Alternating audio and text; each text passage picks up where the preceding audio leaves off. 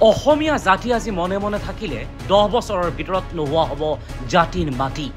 মাত্ৰ 10টা বছৰৰ ভিতৰত আমি জাতি মাটি ভেটি হেৰুৱাই পেলাম। 15 বছৰৰ ভিতৰত অচিনাকি লোকৰ 80% দখল কৰিব বিধানসভা। 15টা বছৰৰ ভিতৰত ৰাজ্যৰ মন্ত্ৰীসভাৰ 80% মন্ত্ৰী তেওঁলোক হ'ব। আগন্তুক 20 বছৰত হয়তো অসমৰ মাটিত স্বাধীনতা দিৱসৰ পতাকা উত্তোলন কৰিব অচিনাকি লোকৰ কোনোবা এজন মুখ্যমন্ত্ৰীয়ে। আৰু 2টা দশকৰ পিছত এই স্বাধীনতা দিৱসৰ পতাকাও এজন অচিনাকি মুখ্যমন্ত্ৰীয়ে উৰুৱাব। আজি অসমীয়া জাতি মনে মনে থকাৰ সময় নহয়। ধুবুৰী মানকাছাৰত আমি কম্প্ৰমাইজেৰে জীৱন কটাই আহিছোঁ। এতিয়া আমি এঘৰি যুঁজিব লাগিব। আজি যেনেকৈ ধুবুৰী গোৱালপাৰা মানকাছাৰত আমি কম্প্ৰমাইজৰ জীৱন যাপন কৰোঁ, তেনেকুৱা কম্প্ৰমাইজৰ জীৱন যাপন কৰিব লাগিব। মুখ্যমন্ত্ৰী ডক্টৰ হিমন্ত বিশ্ব শৰ্মাই আজি স্বাধীনতা দিৱসৰ এই পবিত্ৰ ক্ষণত তিৰংগাৰ তলত থিয় হৈ এই মন্তব্য কৰে।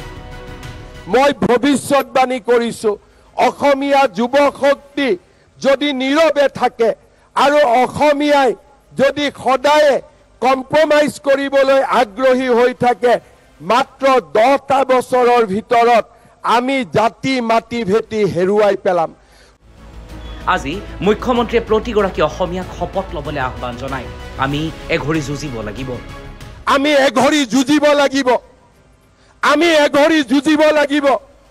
আৰু সেই যুঁজৰ বাবে মই অসমীয়া জাতিক, সকলো ভাৰতীয়ক আকৌ এবাৰ সংঘবদ্ধ হ'বলৈ আহ্বান জনাম। অসমৰ প্ৰতি টুকুৰা চৰকাৰী ভূমিৰ পৰা অচিনাকি দখলকাৰীক উচ্ছেদ কৰিমেই বুলি শপত ল'লে মুখ্যমন্ত্ৰী ডক্টৰ হিমন্ত বিশ্ব শৰ্মাই। ইফালে মুখ্যমন্ত্ৰীৰ স্পষ্ট মন্তব্য, কেৱল চৰ অঞ্চলেই নহয়, সত্ৰ দখল কৰিছে অচিনাকি লোকে। আনকি গুৱাহাটী মহানগৰীতো অচিনাকি লোকৰ কেনেদৰে দপদপনি চলিছে সেই সন্দৰ্ভত মুখ্যমন্ত্ৰীৰ স্পষ্ট মন্তব্য। মহানগৰীত উবেৰ চলোৱাসকল কোন বুলি প্ৰশ্ন উত্থাপন কৰিলে মুখ্যমন্ত্ৰীয়ে। আজি অসমৰ চিকিৎসা মহাবিদ্যালয়, অসমৰ বিশ্ববিদ্যালয়সমূহত আজি কাৰ দপদপনি। লাহে লাহে আমি মাটি হেৰুৱাইছোঁ, সংস্কৃতি হেৰুৱাইছোঁ। আইন আদালতসমূহত আজি কোনবিলাক অধিবক্তাৰ দপদপনি। আজি মহানগৰীত উবেৰ চলোৱা লোকসকল কোন অচিনাকি। কোৰ্ট কাছাৰী আৰু শিক্ষানুষ্ঠানত অচিনাকি লোকৰ দপদপনি সন্দৰ্ভতো মুখ্যমন্ত্ৰীৰ তিৰংগাৰ তলত মন্তব্য। ৰাজ্যৰ প্ৰতিটো প্ৰান্তত এতিয়া উচ্ছেদ চলিছে। যিসকলে বনাঞ্চল দখল কৰিছে তেওঁলোকৰ বিৰুদ্ধে এনেদৰে প্ৰশাসনৰ বুলডোজাৰ চলিছে। এই বুলডোজাৰৰ সপক্ষে যি সময়ত খিলঞ্জীয়াসকল ওলাই আহিছে, একাংশই কিন্তু এই উচ্ছেদৰ বিৰোধিতাও কৰিছে। গোলাঘাটৰ উৰিয়াম ঘাটলৈ আজি তেওঁলোক আগবাঢ়ি গৈছিল। কাজিৰঙা দখল কৰিছিল।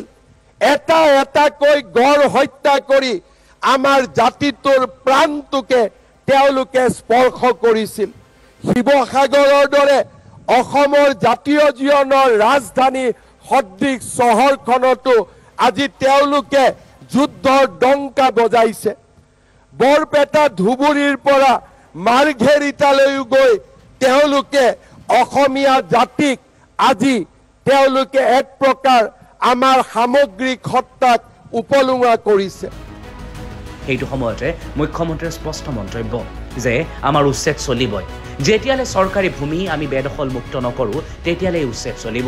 এই উচ্ছেদৰ কথা ক'বলৈ গৈয়ে মুখ্যমন্ত্ৰীয়ে স্পষ্টভাৱে উল্লেখ কৰিলে আন এটা শব্দ, অচিনাকি মানুহ। অচিনাকি লোকক বিক্ৰী নকৰোঁ। অচিনাকি লোকক এটুকুৰা মাটিও বিক্ৰী নকৰিব বুলি অসমীয়াক আহ্বান জনালে মুখ্যমন্ত্ৰীয়ে। অচিনাকি লোকক ভাড়াঘৰ নিদিব বুলিও সকীয়াই দিলে অসমৰ জনতাক মুখ্যমন্ত্ৰীয়ে। আমি কোনো মাটি অচিনাকি লোকক বিক্ৰী নকৰোঁ। কোনো ঘৰ অচিনাকি লোকক ভাড়া নিদিওঁ। আৰু চৰকাৰী মাটিক আমি বেদখল হ'বলৈ নিদিওঁ। News desk report, nation any.